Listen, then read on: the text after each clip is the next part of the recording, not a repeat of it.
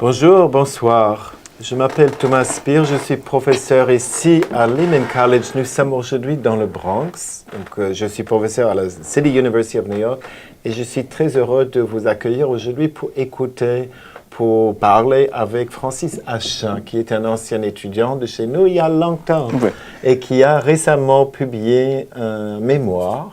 Donc, bonjour Francis. Bonjour, ça me fait grand plaisir d'être ici avec toi il y a très longtemps. Ça fait longtemps, effectivement. Et peut-être pour dire rapidement, on va parler de votre livre aujourd'hui, c'est l'objectif, mais on se connaît parce que vous étiez étudiant ici il y a plus de 20 ans. Qu'est-ce que vous faisiez ici? Qu'est-ce qui vous amenait? C'était le français qui... comme ça, on se connaît, mais Lehman College. Bon, vous voulez savoir ce que je fais ici? Qu'est-ce que vous avez fait là? Oui, à Lehman College. Ouais, bon, j'ai fait mes études, toutes mes études en Health Education, Science et le français aussi. Et mon objectif est pour travailler avec le département de santé. Donc, quand j'ai fini mes études, bon, j'ai commencé à travailler avec New York Department of Health pour environ 11 ans, et après cela, j'ai obtenu un autre travail avec New Jersey State Department of Health, où j'ai travaillé maintenant avec l'Assistant Commissioner of Health. Donc, vous travaillez dans la santé publique pour l'État de New Jersey, c'est ça? Mais à l'époque ici, donc, vous faisiez vos études en sciences de la santé, mais vous faisiez également d'autres choses, comme, parce que je me rappelle à l'époque, vous avez eu, aujourd'hui on parle en français, c'est pas votre langue. Vous avez quand même fait du français ici, et puis... Ici, oui, auparavant, quand je vivais au Ghana, j'ai aucune connaissance au sujet du français. J'ai fait mes études en français pour environ 5 ans. Et en arrivant ici, j'ai envie de continuer. C'est la raison pour laquelle, quand je suis venu à Lehman College, en dehors de Health Education, j'ai ajouté le français comme mon minor. Parce que vous avez des intérêts comme ça, vous parlez quand même une dizaine de langues. Mais, Oui, j'ai envie de quoi. Le langue m'intéresse beaucoup. Donc, je me suis rendu compte après une connaissance de la langue française que ça peut être vraiment facile pour moi pour apprendre d'autres langues comme portugais, italiano et espagnol. Et donc, depuis 5 ans, bon, je faisais ça. Et donc, actuellement, je peux parler non seulement français, mais l'espagnol, portugais et aussi italien. Tellement pratique. Bon, on va parler de votre livre, mais quand je vois tout ça, avant ce livre, vous avez vous avez fait un disque de musique. Vous êtes également musicien, donc vous avez tellement de talent. Oui, Dieu m'a doté de beaucoup de talent. Si on a marié et on travaille en même temps, c'est vraiment difficile pour avoir le temps pour faire tout ça. Mais quand j'étais au Ghana, toujours je chante la musique de Bob Marley et d'autres personnes là. Donc, je savais que j'ai le talent pour poursuivre ça, mais c'est jusqu'à 2 ans que j'avais décidé de faire le jazz music avec un ami. Donc, c'est disponible maintenant. D'accord. You are the love of my life. Vous êtes l'amour de ma vie. Oui. C'est votre album jazz. Oui. Mais donc, on est là pour parler de votre texte. C'est un mémoire. C'est un Chronicle of the Life of an Immigrant, chronique de la vie d'un immigrant aux États-Unis. Qu'est-ce qui vous a amené à écrire ce texte? Pour moi, comme un immigrant, quand je suis arrivé dans les États-Unis, je me suis rendu compte qu'il y a tous les champs que je dois changer pour être un peu intégré dans les cultures ici. Et depuis 20 ans de vivre ici, je me suis rendu compte que la vie n'est pas vraiment facile pour immigrants comme moi-même. Donc, j'ai eu beaucoup des expériences vraiment amères. Donc, j'ai décidé d'écrire ça pour partager mon expérience avec tout le monde, pour aider cette personne pour constater que, en dépit des problèmes, de l'obstacle que nous, immigrants, nous devons supporter ici, c'est vraiment possible pour achever notre rêve, pour achever notre objectif. Et mon cas est un exemple parce que j'ai achevé mon rêve de faire le jazz musique et par-dessus tout, Dieu m'a donné la capacité pour écrire ce livre-là. C'est un livre vraiment par rapport à mon expérience à Lehman College et la vie quotidienne.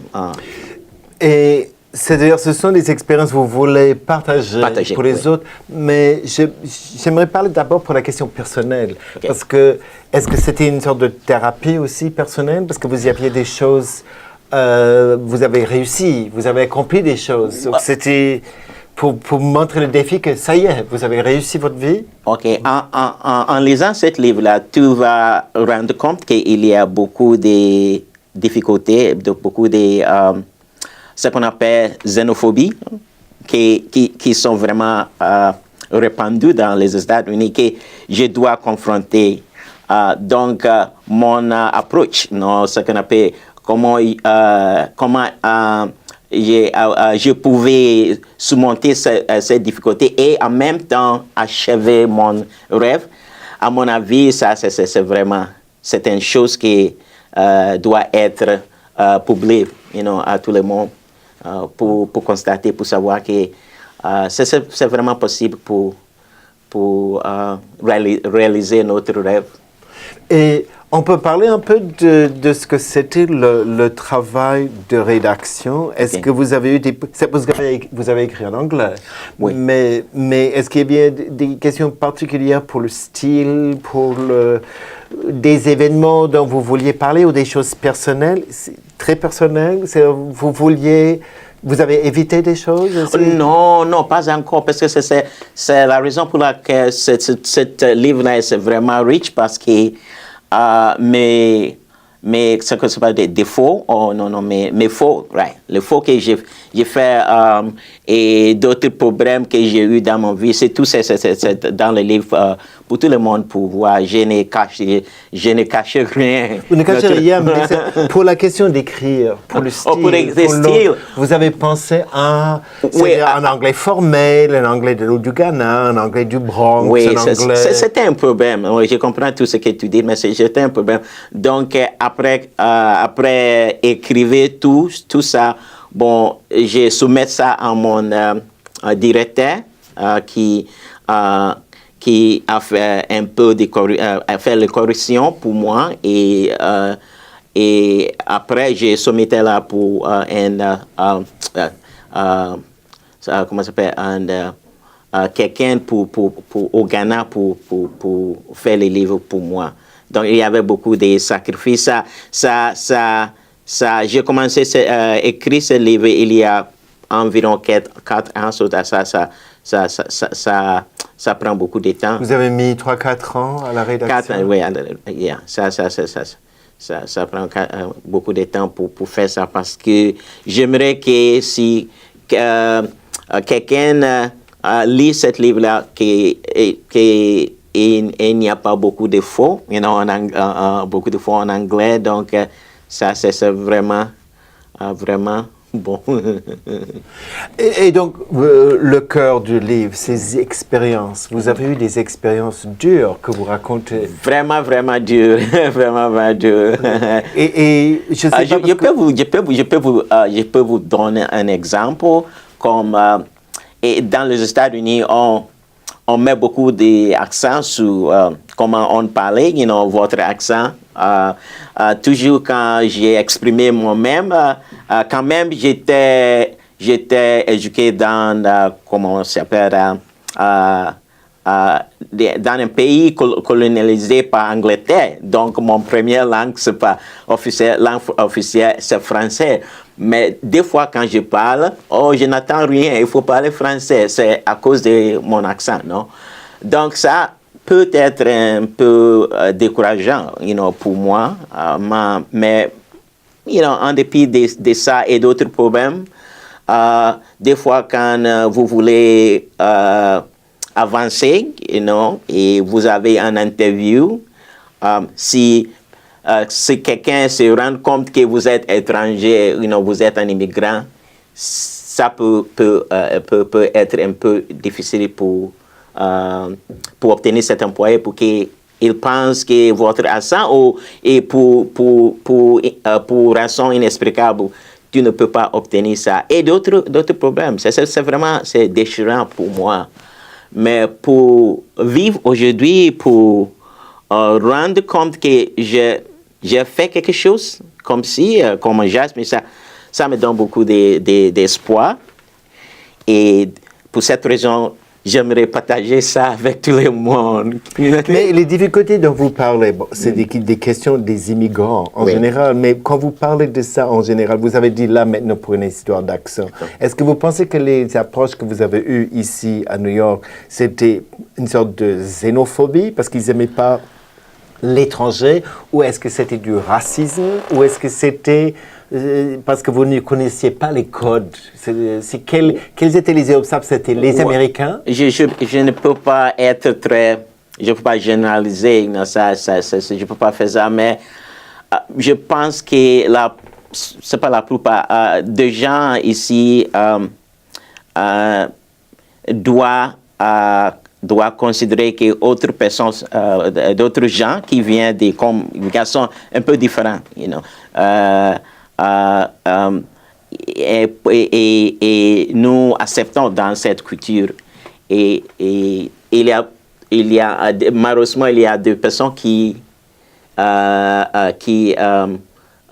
pourtant avaient cette mentalité, donc je raconte ça tous les jours, mais maintenant, ça ne me dérange plus. Ça ne me dérange. Non, j'ai l'habitude, ça ne me dérange plus parce que c'est une chose comme c'est ignorant, donc, et j'ai fait un effort pour éduquer le public, envers la vie au Ghana. Ghana, c'est une vie que tout le monde n'a rien. C'est comme d'autres pays tout le monde, dans le monde. Là, j'ai fait ça. Donc, si quelqu'un a commencé à lire ça, et cette personne va rendre compte que, ça bien ça. Je ne savais pas qu'il y a quelque chose comme ça au Ghana. C'est un moyen pour élargir les connaissances, pour éduquer les gens de la vie en dehors des États-Unis. Et c'est ça, là, en dehors, mais parce que vous parlez du dedans. Et c'est l'exemple, vous m'avez donné cet exemple de votre emploi dans cette chaîne de hamburgers, la White House. Okay. Donc, on ne vous traite pas comme un Américain. Oui, c'était vraiment dur. C'était vraiment... Mais dans mon culture, si quelqu'un m'avait dit quelque chose pour faire quelque chose pour nettoyer la maison, pour faire le lessive, je n'ai jamais questionné pas. C'est notre culture. Donc, je pense qu'en arrivant ici, quand j'ai commencé à travailler à White Castle, des fois, quelqu'un employé me disait, mon superviseur, que tu dois nettoyer ça aussi. Bon, je faisais ça pour 2 semaines. Et toutes les mauvaises corvées. Et je me suis rendu compte que non, parce que je suis un nouveau arrivé. Et vous n'avez pas encore appris comment voilà. Un peu déchirant, mais c'est une expérience qui... et que vous donnez ces exemples comme ça pour surmonter. Oui. Mais c'est excellent. Et alors, vous voudrez bien nous lire un passage, s'il vous plaît, du livre. Every evening after disposing of the trash and mopping the floor, I was assigned the responsibility of cleaning the grill, which is unbearably hot. It takes on an average about 30 minutes to wash it because it has oil all over it. One of my fellow employees told me the supervisor also wanted me to wash 2 additional grills every evening. I usually obliged without verification from the supervisor. So for 2.5 weeks, I had been doing this work diligently under the erroneous impression that the directive was truly at the behest of my supervisor. One day, as I was busy washing and cleaning the grills, Cynthia stopped by and inquired why I was washing 3 grills. I shrugged this off and told her it was a directive from the supervisor. All of a sudden, she started laughing at me. After I inquired as to why she was laughing, she let the cat out of the bag. It was a conspiracy by the employees to punish me for working so hard. So that was one of the issues. They felt I was a hard-working person and I was putting them to shame. So they decided to employ this strategy to to make me slow down. The directive was not issued by the supervisor after all. The employees got together and decided that since nothing would stop me from working hard, they would assign extra duties to me. So for almost about 2.5 weeks, I have been doing other people's work. How can people be so cruel and inconsiderate? Merci. En fait, le livre, donc on parle aujourd'hui en français et des gens vont se rendre compte que c'est pas le livre est écrit en anglais et il est également sorti déjà en espagnol. En espagnol, si, c'est disponible en espagnol et Amazon et aussi Barnes & Noble. Et pour le public francophone, est-ce qu'ils vont pouvoir, pour l'instant c'est disponible en anglais, mais je suis en train de travailler pour traduire ça en français aussi. Donc, peut-être l'année prochaine, ça va être disponible aussi. En français. En français. Donc, Francis Hacham, merci. Chronicle of the Life of an Immigrant in the United States. Chronique de la vie d'un immigrant aux États-Unis. Le livre est disponible sur tous les réseaux de livres en ligne, Amazon. En ligne, Amazon et Barnes & Noble. D'accord. Merci beaucoup. Il n'y a pas de quoi. Ça me fait grand plaisir pour être ici avec. Une nouvelle lecture pour tout le monde. Merci beaucoup. Il n'y a pas de quoi.